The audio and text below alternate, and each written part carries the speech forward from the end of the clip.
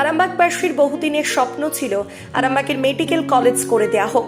মুখ্যমন্ত্রী তিনিও করে দিয়েছেন। না, আজকে খুবই একটা আমাদের কলেজের জন্য খুবই ইম্পর্টেন্ট দিন ছিল। মাননীয় মুখ্যমন্ত্রী আমাদের কলেজটাকে ইনঅগারেট করলেন।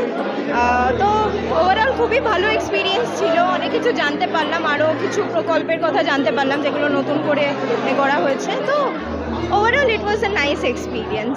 Thank you. রবিবার মুখ্যমন্ত্রী মমতা বন্দ্যোপাধ্যায় তিনি বীরভূমের সিউড়ির চাঁদমারি মাঠে প্রশাসনিক পরিষেবা প্রদান অনুষ্ঠান থেকে ভার্চুয়ালি আরামবাগ মেডিকেল কলেজ ও হাসপাতালের বিভিন্ন বিভাগের পঠন পাঠনের ভার্চুয়ালিভাবে উদ্বোধন করলেন। উদ্বোধনকে সামনে রেখে আরামবাগ মেডিকেল কলেজে সাজো সাজো রব ছিল। আরামবাগ মেডিকেল কলেজ ও হাসপাতালের এক সভাকক্ষে ভার্চুয়াল উদ্বোধন সরাসরি দেখানোর আয়োজনও করা হয়েছিল।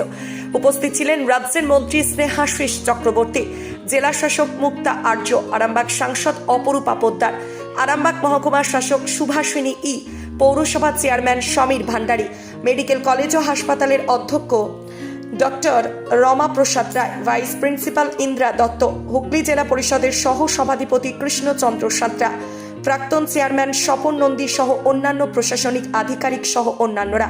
এ বিষয়ে কি জানাচ্ছেন বিস্তারিত দেখুন। আজকে এখান থেকেই 3টে নতুন মেডিকেল কলেজ আমরা উদ্বোধন করছি। একটা তমলুকের তাম্রলিপ্ত সরকারি মেডিকেল কলেজ, একটা আরামবাগে প্রফুল্লচন্দ্র সেন সরকারি মেডিকেল কলেজ ও হাসপাতাল, আর একটা বারাসাতে মেডিকেল কলেজ। আজকে আমাদের পঠন পাঠনের উদ্বোধন করলেন মাননীয় মুখ্যমন্ত্রী মমতা ব্যানার্জি।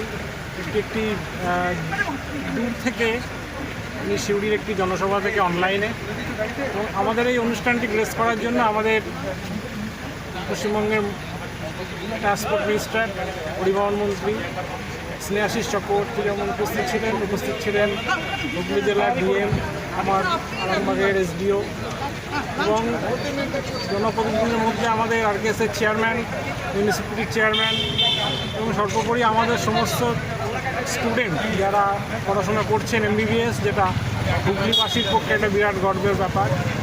তারা নিজের জেলাতে পড়াশোনা করছেন। গোটা প্রক্রিয়াটা একটা সুন্দর অনুষ্ঠানের মধ্যে দিয়ে আমরা সমাপ্ত করলাম। আপনাদের সবাইকে ধন্যবাদ এই ধরনের প্রোগ্রামে আসার জন্য, এবং আশা করি পরবর্তীকাল আপনারা যেভাবে আমাদেরকে সাপোর্ট করলেন এইভাবেই সাপোর্ট পাবো।